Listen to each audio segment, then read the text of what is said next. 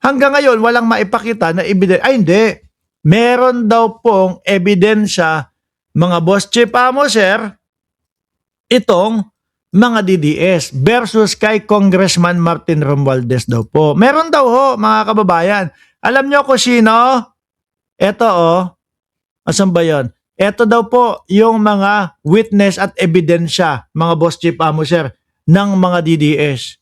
Wala pong iba, yung 18 marites nung una.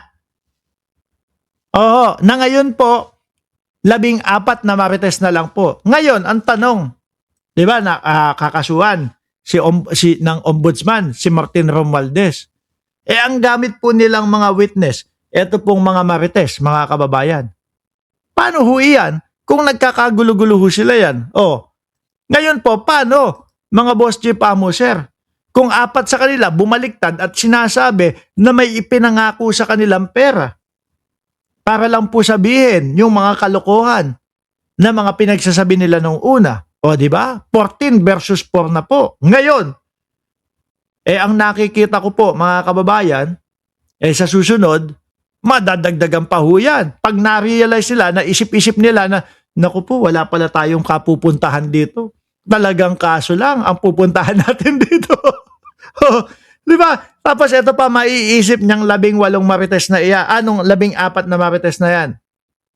Yung 4 na marites na bumaliktad na po at nagsasabi na po na sila ay inanuhan lang po ng pera, pinangakuan ng pera, mga kababayan, nakita nila, isa-isa na pong tinatanggal o isa-isa na pong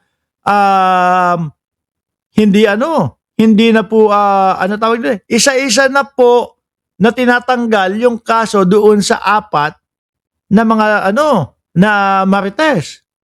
Siyempre, maggagayahan na po iyan. Di ba?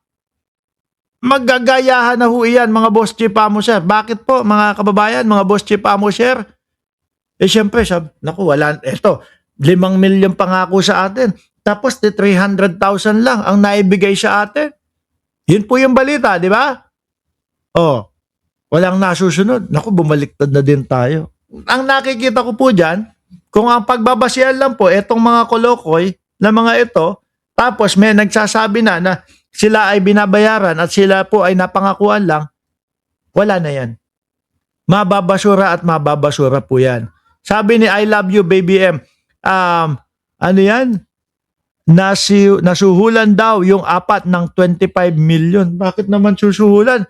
Paano ka susuhulan? Wala nga maipakita mga ebidensya. Yung mga ebidensya nitong mga hinayupang na to, puro si Baligod ang nagsasalita.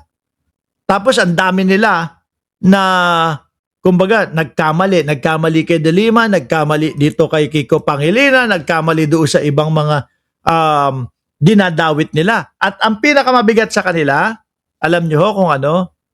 Yung yung congressman na sumugod po, mga kababayan, doon sa sa Blue Ribbon ni Marcoleta. Yun ang pinakamabigat. Biruin mo, 3 oras silang nag-utuan doon, 4 na oras na nag-utuan. Tapos susunugin lang nung congressman na yun, na sabi, hindi ko lang po inendorso yung isinusulong ni Mike Defensor na pagpapabagsak kay Bongbong Marcos, na impeachment kay Bongbong Marcos. Bigla nila ako sinali dito sa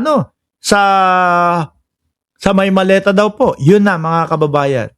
Doon sila laglag na po. At saka, alam naman ho natin, mga boss chief amo, sir, na etong 18 marites, nung una, ang pakay lang po nito, mga kababayan, ay guluhin po yung impeachment ng vice-presidente. Alam naman ho natin yan. Tignan nyo. Bakit po?